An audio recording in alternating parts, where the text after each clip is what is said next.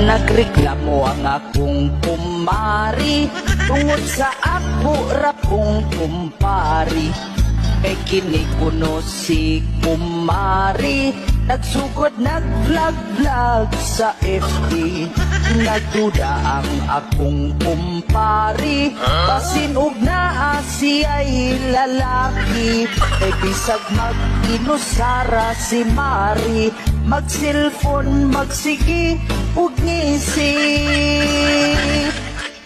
Si kumari iyang gipanitan kung ang cellphone ni Mari biyaan.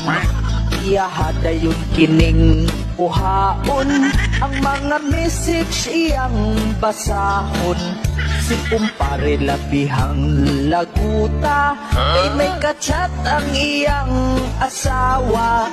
Ang message nga iyang nabasa, payakap kuno sa iya.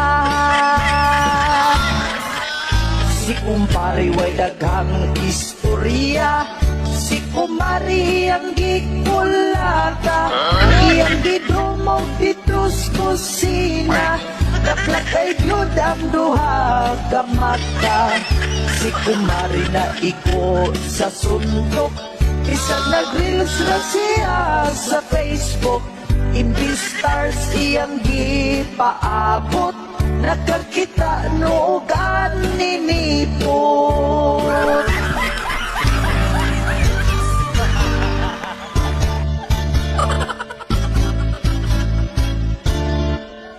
Si kumpari way daghang istorya, si kumari ang gikulata, iyang gidumog ditos kusina, daplak ay gyud ang duha ka mata.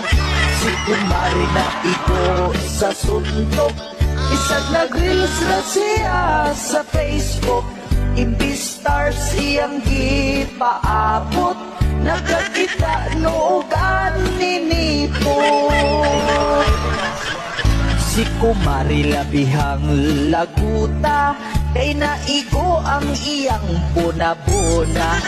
Si kumpari wa nakahibalo, nga ang payakap it means pa-follow. Si kumari wala nagka-vlog-vlog, kay iyang nawong dako kayog hubag.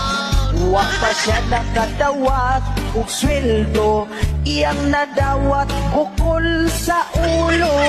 Tungod sa reels ang